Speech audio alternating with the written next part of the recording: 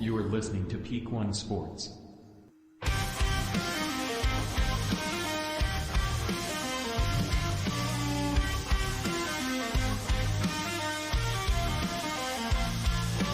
Ashton with the score updates. Tony breaking down headlines. Landen bringing the hot takes. Get your sports fix one time. The Leadoff morning show. Getting you ready to go for your sports weekend. Time to hit the flow. Wake up to the buzz. Pod hits like a glove. Feel that adrenaline rush. No time to. Happy Saturday and welcome to the Leadoff on the Peak One Sports Network. Brought to you by Apogee Grafix, taking your vision to new heights. I'm Ashton, ready to get you ready for your sports weekend. Thank you for listening and tuning in. However, a lot to get to. We're going to talk Mavericks offseason, Cowboys offseason with Dak Prescott's injury, maybe not injury, and then a lot more. But first, say goodbye to unruly behavior and hello to a well-mannered pup. The Dapper Dog Academy stands out as a top-notch canine training institute located in Cleburne and serving the DFW Metroplex. The Dapper Dog Academy has been working with our dog, Barkley, our golden retriever, and so far so good, just breaking down a bunch of barriers while training him. You can contact Korri and the Dapper Dog Academy to get your dog in there on Facebook, or you can call and schedule a consultation today. All the info's in the description box below. Now let's bring in the other 2/3 of the Leadoff Morning Show, Tony and Landen. What's going on, boys? Hey man, what's happening? It's been a while since we've been in these seats. I know, that's what it seems like. People are wondering what's going on. If I'm just, have a big head and say, screw it, I'm going to do the show by myself. But that is not. I'm terrified when I do the show by myself. So glad to have you all again. Been busy traveling around with baseball. Been all over the country. I know. That's usually what I've been telling everybody is chasing those baseball tournaments, and got a lot more important stuff to do than just this. So glad to have you all back. Let's start off talking Dallas Mavericks adding Klay Thompson on Monday. Mavs acquiring Klay Thompson via sign and trade, signing a 3-year, $50 million deal.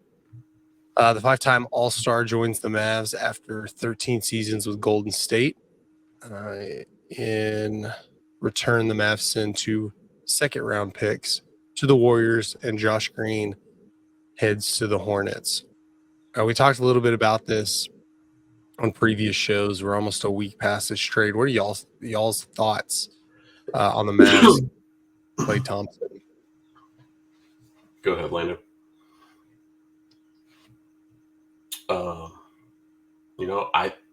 I think that the fact that we got rid of Tim Hardaway Jr. I think is good. Yeah, I agree. I think Klay's a better version of Tim Hardaway. Are you happier about getting rid of Tim Hardaway Jr. finally, or bringing in Klay? A little bit of both. Yeah. I think you get this true 3-headed monster. In most cases, at no point were Kyrie and Luka off the court. Is very rare. But now you're going to have at least one of these stars on the court at all times, if not 2 at all times. Klay Thompson coming in, playing that 3 spot, shooting a small forward spot. He's just going to be able to post up outside and let Kyrie and Luka work and just wait for them to dish it out. How are you now, as we saw through the playoffs, all these teams would double Luka, double Kyrie. How are you going to be able to do that now with Klay Thompson?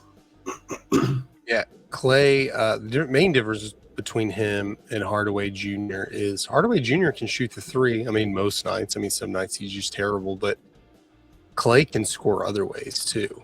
Yeah. It's not just like he stands out there. He'll move around. He plays pretty good offense. Even, now in the later years of his career, great basically, dumb it down. He's a great 3-and-D guy. Like, he's not the defender he once was, but on this Mavericks team, he's one of the better defenders. He's definitely above average.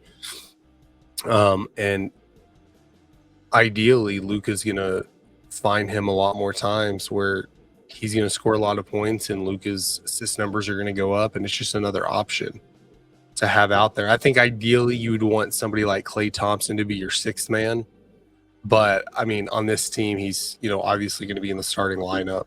But something like a Jason Terry type. But, I think right now he's clearly better than Jason Terry was, has a little more weapons than Jason Terry did. But I think it's a great pickup. The contract, slightly above average league wide. I think 3 years, $50 million. That's a steal for a guy like less this. than $20 million a year. Yeah.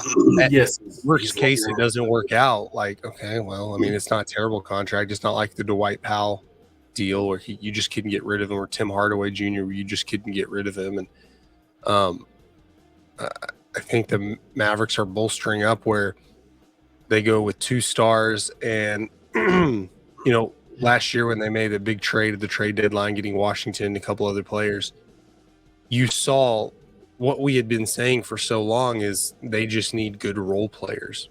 And they got a few, and they took them to the finals. And now you have the stars, you have the role players. Now you need another player, another secret, not really secret, but another weapon that's, I don't know. I guess Klay Thompson staying healthy and shooting really well can be considered another star, but I think he's more just a really solid player. Again, staying healthy might be an issue. He's missed with ACL tears on different knees, and he's dealt with a lot of that. But the Mavs are in a standpoint where they're not giving up a lot. A couple of second round picks, like I think they've given up every second round pick that they have now. Like the Tim Hardaway Jr. trade, just getting that contract off the board, they gave up a bunch of second round picks. And then Josh Green, I think Josh Green has kind of been there for a few years. You're like, oh, he's so close, but he's not making that leap where it's like, okay, give him a change of scenery. It's obviously not working out like we thought it was going to be here. So if it doesn't work out, I don't think we look at this trade as they made a terrible mistake. They're in a win now mode, and they're going and getting their guy, and it's we have to give a ton of credit to Nico Harrison the past couple off seasons. At the moves he's made for this team. And obviously we saw that in the playoffs. Such a young team with a lot of raw talent really was able to go in and compete. He talked about Klay Thompson coming to this team, like player for player defensively, you don't look at them as this great defensive powerhouse. But through the playoffs, when it mattered as a team, they played really good defense. Yeah. So, give a lot of credit to Nico Harrison for the draft picks he's made, the free agents he's picked up, the trades he's made. He's done a great job of managing cap. I think I saw the Mavs still have like $4 million to spend. Yeah, they were basically in cap hell a couple of years ago. So and a lot of needs. Harrison on that. Yeah, you have Dwight Powell as your starting center, which is an issue. You have the Tim Hardaway contract, which you need to get off your books. Absolutely no defense. I'm talking about when Nico came to the Mavs. And since then, you've made Dwight Powell your third starting center, or your third string center. Got 2 really solid centers via trade and via the draft. Now you're improving your 3-point shooting, which hadn't really been an issue until they got to the finals, and Boston just shut that down. Credit to Boston, though. Boston is truly that's like this trade today. I don't think the Mavs. This puts Mavs over Boston. I think maybe you stretch it out to 6 game. Maybe a couple of those games aren't blowouts. But I personally think this moves them up to second best in the West. I think it moves them past Denver because I don't think Denver was much of an issue for the Mavs. They matched up very well. Denver's lost a couple of pieces, and now you have the Mavericks moving up. moves them past Minnesota, it has to. You just destroyed them in the playoffs. They haven't made any moves, and now obviously you're getting better. Oklahoma City's the one team I would say still the 1 seed. Very young. They've added some pieces, and they were the 1 seed last year. So I think this puts the Mavs clearly top 3, but I think top 2 for sure in the West. So, and then obviously Boston's just kind of an island of their own, and it looks like they're going to be that way for a couple of years. All right, moving on to the Cowboys, something we haven't talked about on this show in a while. But it's that time of year. Not a lot of news is happening, and maybe this is why this is such a big story, and it maybe not should not be. I don't know. Dak Prescott was seen last week in a walking boot. According to the team, Prescott suffered a minor right foot that put him in the walking boot temporarily. Not clear how he injured his foot. June 5th was the last time they've had any kind of organized team practice or anything like that. He's not wearing the boot as of now, and Dak says he will be ready to go for training camp, which starts in 3 weeks. Tony, the team says they're not concerned. Should they be concerned, or is this just kind of a facade they're putting up that they actually are kind of concerned?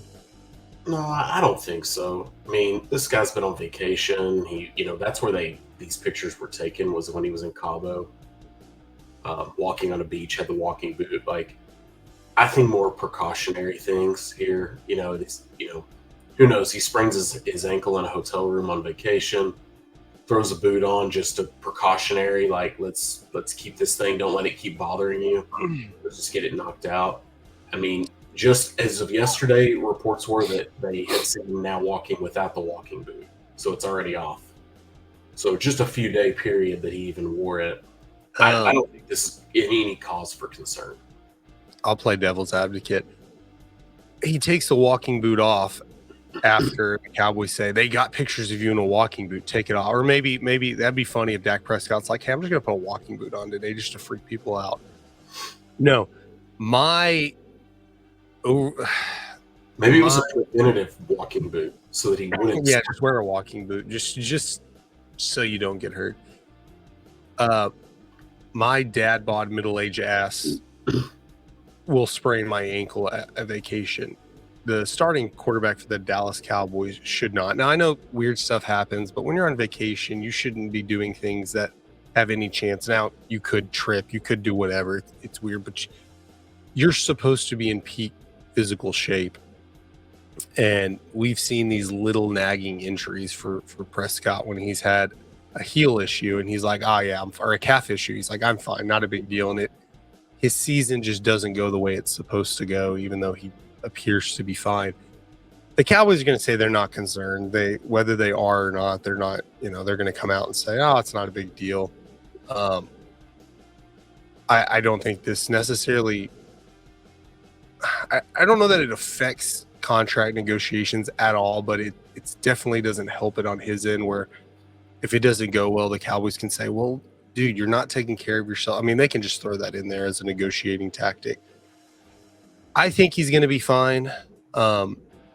We've seen these nagging injuries, but I swear if Mike McCarthy or Jerry Jones or Stephen Jones tells us after the first week of training camp that Dak Prescott looks the best he's ever looked, he looks the best shape he's ever been in, then I'll be concerned, because that's the only time. The only time they say that is when they're about a player, is when they're kind of concerned. They said the same thing about Zeke when he held out, and then he just wasn't the same that year because he missed a couple of weeks. They said, oh no, Zeke looks great. He looks amazing. It concerns you when players don't look great in training camp, but it doesn't make you feel better when they look amazing, because it's just training camp. We've heard that all the time. And I think for like the first few days of training camp, this is going to be a big deal. Everybody's going to be asking about the walking boot. But I kind of agree with you. I think it's much to do with nothing. It is what it is. Well, he has plenty of time now. He had, 2 more weeks to come up with a storyline for it. So, yeah. And, I mean, if you're in a walking boot, I think with no crutches or anything, I think your timeline is probably a few weeks anyways. And now he's already out of the walking boot. That he's fine. And when you get like I said, when I sprain my ankle, I'm not going and getting a walking boot. I'm just toughing it out. But if you get any Also kind of preparing for a football season and no, that's what I'm saying is if you get a tweak, it may be more preventative, like you said, than anything. It's like, my ankle. And they're like, go ahead and put a walking boot on it because I'm sure Dak Prescott calls whoever his medical contact is with the Cowboys, any player, anytime they get a tweak of something that lasts more than, an hour. And so going to Cabo or whatever, they might say, hey, just put on a walking boot. You're going to be walking a lot. Let's just, nip it in the bud now. Yeah. But it is those dog days of summer. Nothing really going on. Cowboys are going to get talked about a lot. All right. Hopefully Dak Prescott's injury doesn't affect any of your bets, but we've been saying it for months. Don't bet with your gut. Check out Betalytics and get help making your picks. AI is now a part of all of our lives. Well, Betalytics uses AI algorithms to run the numbers and make the most accurate picks possible. Use promo code PEAK1 for 25% off when you sign up today. Go to betalytics.com to start betting smarter. All right, Landon, it's all you now. The stage is yours. Give us some updates. What's going on in baseball? You are our baseball expert. Well, it's definitely that time of year, and you can kind of feel it throughout the games that there's not a lot going on. Yeah. But we are slowly creeping towards the All-Star break. I'm actually not sure if they've released the true rosters for it yet. Yeah. I don't know if they've released the official ones yet. But I have seen mock-ups of people in the front. Some definitely stuff that you wouldn't think. Steven Kwan is batting .360 and leading over guys like Shohei Ohtani and Aaron Judge. Wow. So right now the batting leader would be Steven Kwan. I know he's a front runner for the All-Star game.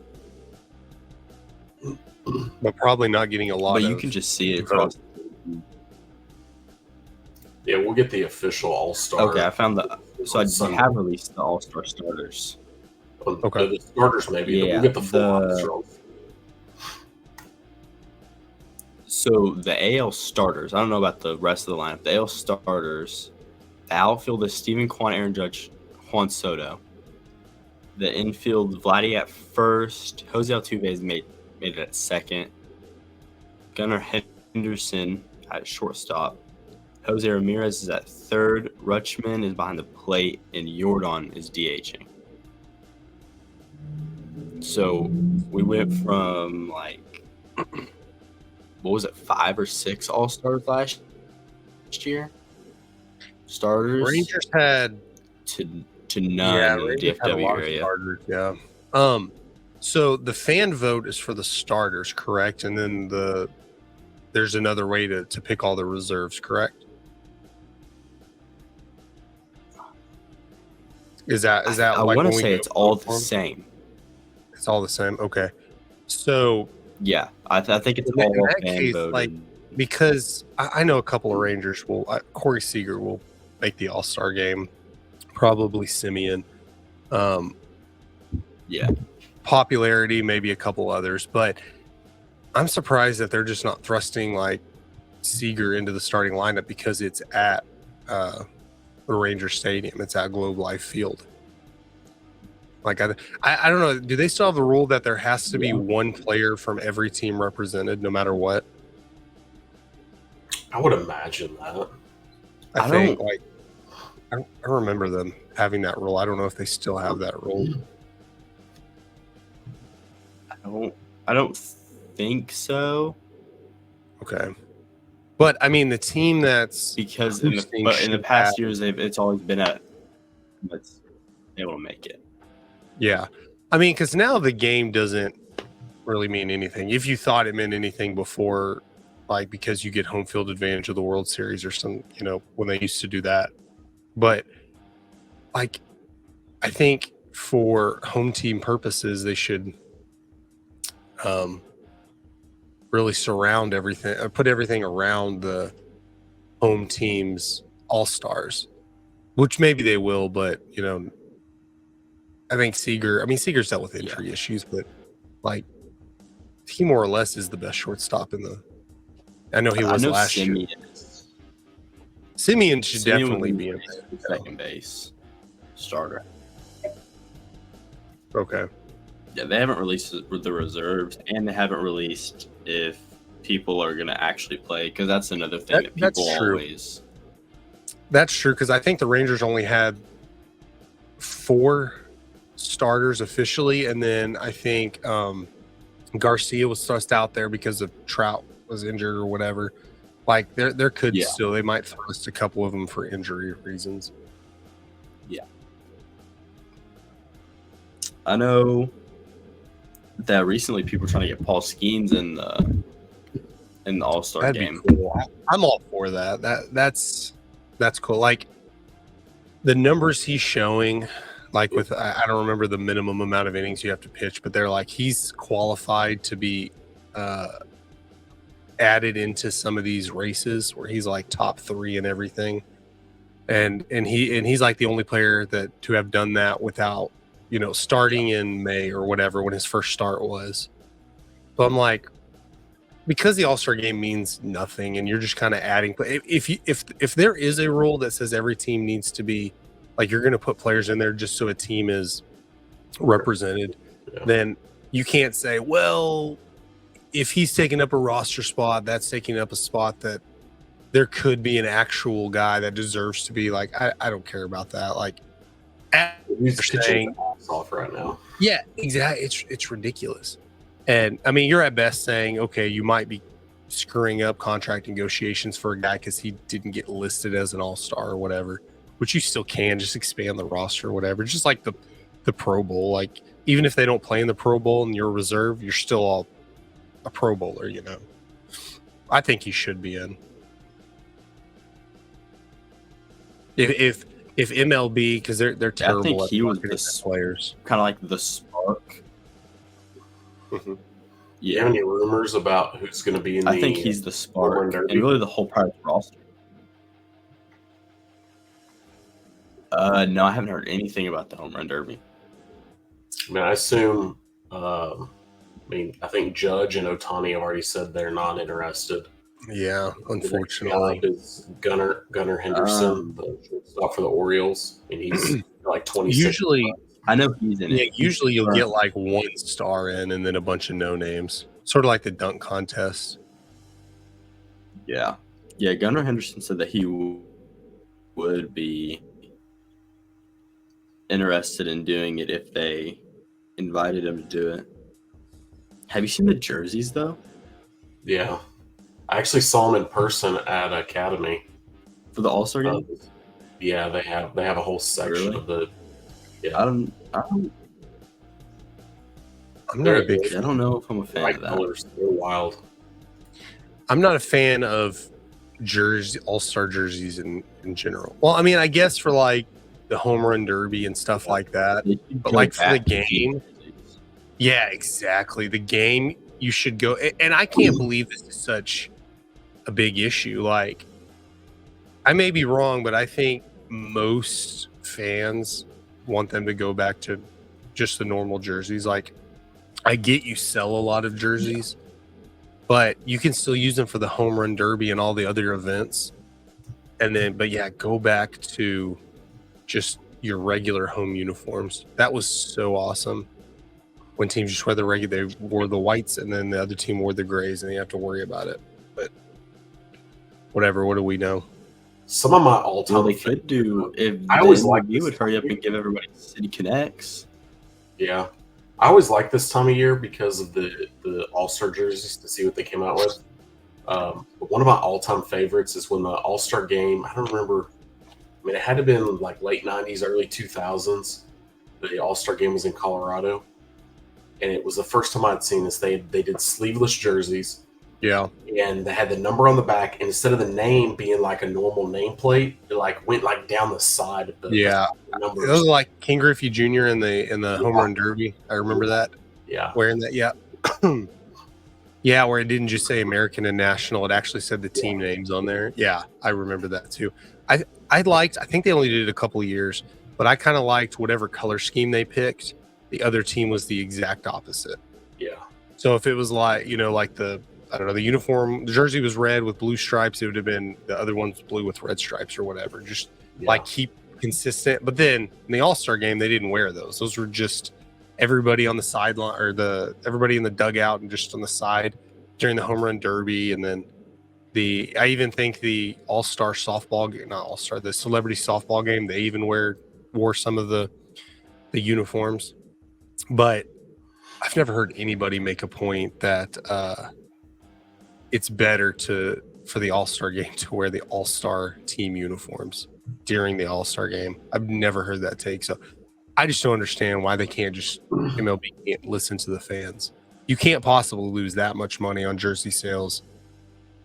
I think people would watch the other events more to see the jerseys than to just see them in a game. And I think that keeps your attention longer because, when you're a kid watching, you're looking for your team's jersey or whatever. If you're not fully aware who's in the game, which All-Star games can be kind of iffy because they're switching every inning.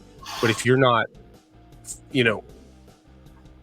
fully engaged into starting lineups and you just know, okay, let's see. I know a couple of players from my team made it, but going on there looking for those, for me as a kid, looking for the Rangers jerseys, looking for A-Rod on the team or, I think Hank Blaylock made it one year and looking for I think one year I was looking for that sleeveless white Rangers jersey because I want to say they wore that during an All-Star game one time. I think that's cooler than just it's just a normal, that would set them apart from other the Pro Bowl, which the Pro Bowl, I like when they wore the helmets. They would wear the jerseys, but they would wear their team helmets. Like the NBA All-Star game, they wear All-Star uniforms. Now, same deal. I like it better wearing team uniforms. But for baseball in general, everybody has a white uniform and everybody has a gray uniform. Just split it, wear your uniforms. I think it'd be a lot cooler. We got anything else, Landon? That's all I got. That's all you got. Great Go back. All-Star. Those jerseys, you guys can look it up. It was the 1999 All-Star game. That's the ones. The 1990. So I'm going to go ahead and Google that real quick. 1999 MLB All-Star uniform. Oh yeah, the first one I popped up. Oh yeah, where it says American and National down the side. And then they did the same thing on the back. Oh yeah, I was right. That's the one I was thinking was blue and red because it's exactly the same uniform. It just swapped alternate colors. But notice they wore their team uniforms in the game. Yeah. There's Ken Griffey Jr. The home run derby. Man, just simpler times. Now it's all about money, but I bet you those were better selling uniforms than whatever they got going this year. Yeah. All right. Speaking of uniforms, let's jump in here to the thread. I feel like I need an intro for the thread. I'm gonna have to produce one. Just some sort of music or whatever. So this week we're going to be talking about the Baltimore Ravens. New alternates. They've been out for a little bit. Released, I think, in late May. Just haven't had everybody on. We can only do limited. I try to only do the thread when everybody's on to get everybody's opinion. Let's go ahead and look at some of these uniforms. Here's the first one. The Ravens said that this was going to be an alternate uniform. This is obviously not just new uniforms. You see the matte purple helmet, the new logo, which you don't typically get along a lot of times with new uniforms where they go out just for alternates anyways, where they go out and put a new logo together. Another picture of that helmet. What are y'all's thoughts on these? I think that's by far my favorite helmet in the NFL. Really? Yeah, it's the color scheme. I want to. Maybe it's just the matte color. It makes it look like a different purple, close to the Vikings. You can obviously see the purple and the Raven head is slightly different, but I think that's just because it's the matte color. but I don't have a better picture of the pants. But the pants are basically just purple, the same.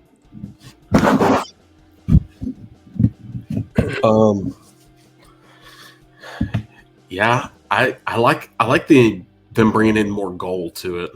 I like that a lot.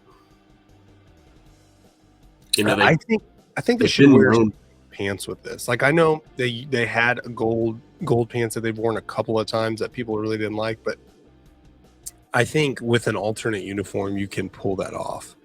Yeah. Yeah, I think that I think it's too much. Too much purple. Yeah, I think with a black jersey with these helmets. Yeah, I don't know how different this jersey is to their normal jersey. You can see it has the normal patch. And then I think that this isn't a brand new jersey. I think this is one of their alternate jerseys that has the gold numbers. Because their normal one doesn't have the gold numbers. Maybe it is a little different with the purple. Because it matches the helmet a little better. But I can see that. Yeah, because it gives me a lot of Minnesota Vikings vibes being all purple. Yeah. What were your thoughts on it, Tony?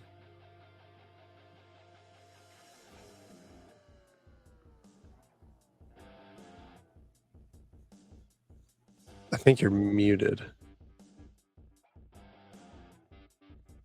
Are you? Did your mic cut out? Can you hear me? Yeah, I can hear you now. I do like it. The more I look at it, I think it grows on me more. Like I said, I'm really intrigued by the gold that they've added. I think that plays well with their colors. I think I'm just so used to seeing them with so much black. Yeah. I really like the helmet, though. I do like the matte finish, the new logo. I think these may become one of the more popular uniforms in the league. These, I think these have right now, like it's different when you see it in the game, but right now they're sitting second place on uniforms I've seen coming out this year behind the Vikings all white uniforms. What are they called? The Ice Kings or Ice Warriors or whatever, which I know a lot of people have said. I've talked to them about that one. I've talked to them about it on the show, and some people have said, "Oh, they're just like the Bengals." Which, I mean, if you're going to go all white and black, you can only have so many variations of that. But I think every team should have a white version of their uniform. The Cowboys did it. They have that they'll wear once a year. The Bengals were my favorite. I think. Again, you have to see it in a game in person, but I think the Vikings may even trump the ice whites for the Bengals. But I like that as well. This one I do. I know we've only seen like we've talked about the Texans, which I like. I think the Texans went with too many different variations, or at least dropped them all at once, where it's kind of like, which I know they have new uniforms, and it's just one alternate. They're one alternate kind of a little bit. This is simple. Alternates nowadays are so complex. Like that's why I like the ice whites. A lot of teams do because it's simple. You just white out your uniform. This one's a lot of change, but it's very simple. It's not going crazy with a bunch of different stuff on there. But it's to me it looks like a completely normal jersey with a couple different color changes, and then just a matte helmet and a new logo. Which I don't know if this is a brand new logo. I want to say I've seen that logo before. It might be like an alternate logo they have. I'm looking at it, and it looks like it's their last year's alternate, but they just have the new helmet. And actually, looking at it from like a side view and like being on a person, it actually doesn't look bad with the all purple. But if you covered up the logo, I think to someone who didn't really watch the NFL, it would be hard to tell who was who between them and the Vikings. Yeah. Yeah. I get what you're saying. But I do like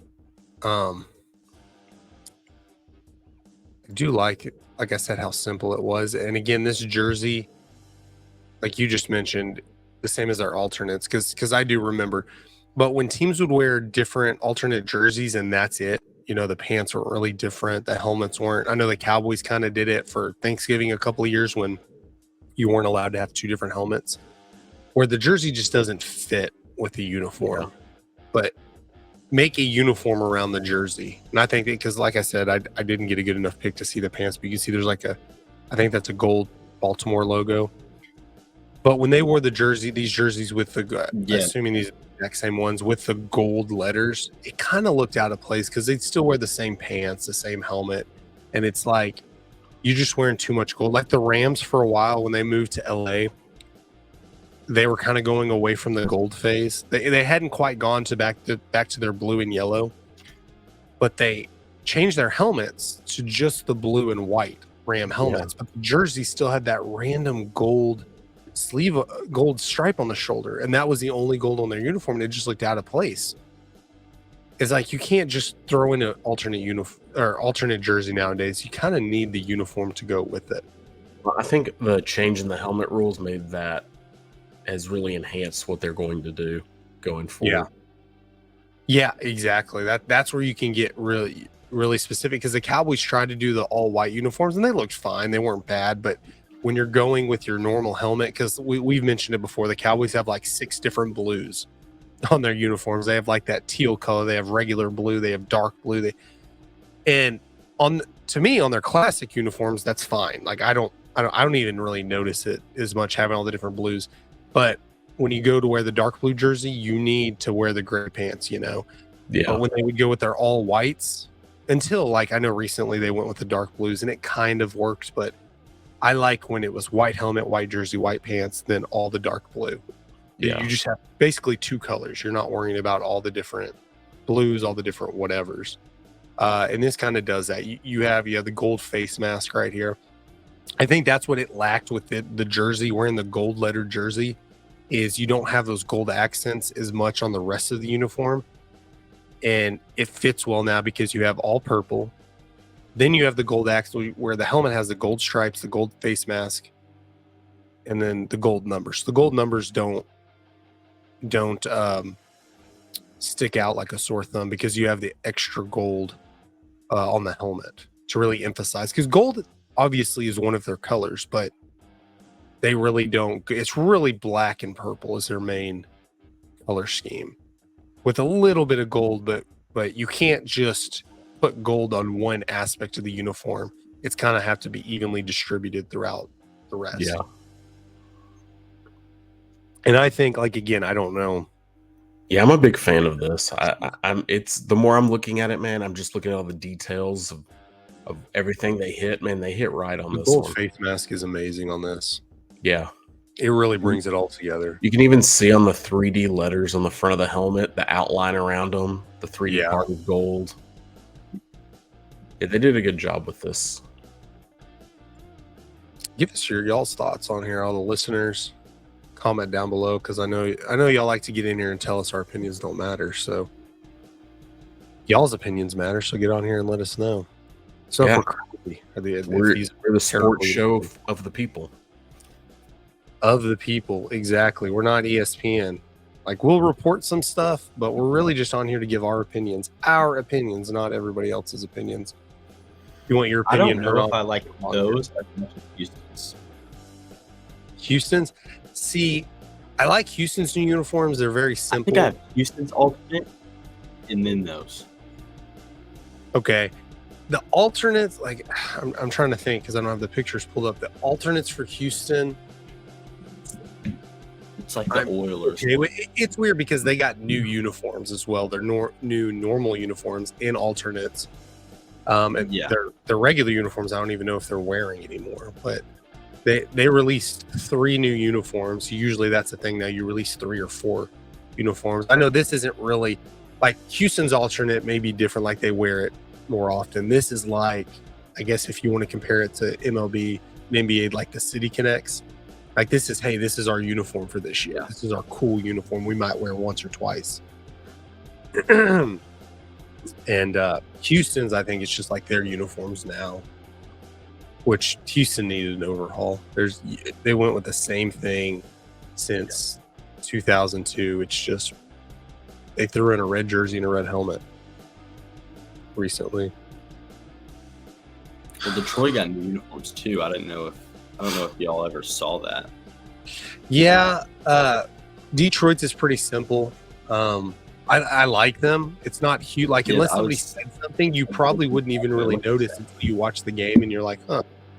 But I wasn't a fan of the uniforms they got. What was it, like 6 or 7 years ago? They did a huge presentation, and it was like those gray uniforms, and then they had a couple different options, and I'm like, that's just kind of weird. Yeah. I get that that's kind of the thing now, more matte looking colors. But for the Lions, like that, they're blue and silver.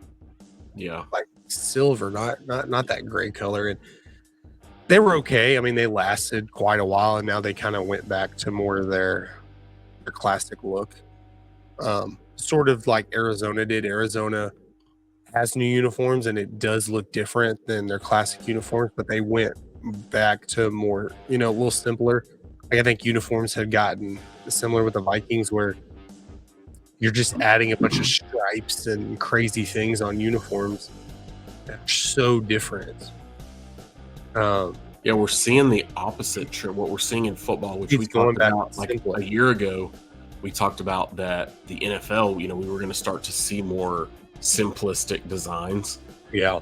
We're seeing the exact opposite in the MLB, where they're going away from traditional simple designs. They're going way out there. Yeah. Every team has black pants, which there's only a couple that I've seen that I'm like, okay, like most of them are, yeah, no, don't do that. Just baseball's one where they could just change the jerseys and maybe throw a hat in there to match if it's a different color scheme. But NBA's one too, where they're getting crazy, which I like most of the unit. That's fine. I don't think you should have one white uniform and one dark uniform. There's so many games. But what I don't know, this is just my old man talking, that you don't know what uniform somebody's going to wear, whether it's dark or white or whatever. It seems like white uniforms aren't home uniforms anymore. Yeah.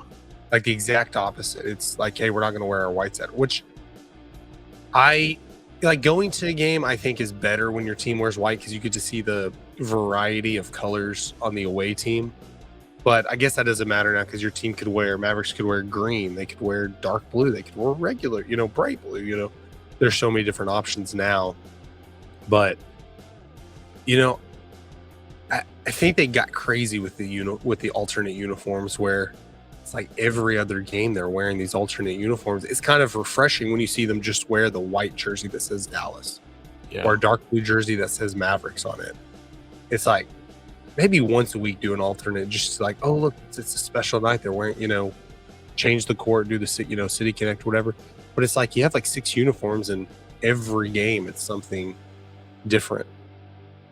But I think it is cool in the aspect, like in the finals, and I even think they did it every playoff series, where when you get the schedule, they also release what uniform each team is wearing. So that's kind of cool too. Like, it's not just, okay, in Dallas it's Boston green, Dallas white. They throw it around there. You got black, green, white. You got different colored green on Boston and different green uniforms, and then the Mavericks, the same thing. I do think that's kind of cool, but I agree. MLB and NBA's just kind of gotten ridiculous with their uniforms. But hey, people buy the jerseys, and that's almost out of control in the MLB. Yeah, I think they're trying to go crazy with those City Connects. Like I said, a lot of jerseys, like I hate the Ranger City Connect uniforms. I like the jersey, especially a hat that matches it, but the black pants don't work for that. I think the black pants kind of work for like the Mariners, where it's the Mariners. Yeah, it's like regular blue, with the Triton on it. Like, I think they could do better if they just went with white pants there, whatever. But they just switch the jersey and the hat. That's all you have to do. Don't go crazy. Yeah. But whatever. Thank you for watching this episode of the Leadoff. However you are tuning in, give us your thoughts on all of our opinions that we laid out here for you today. Hit that like button if you like the show. If not, hit it twice. And don't forget to subscribe. With Tony and Landen, I am Ashton. Have a great Saturday and a great weekend. We'll see you guys later.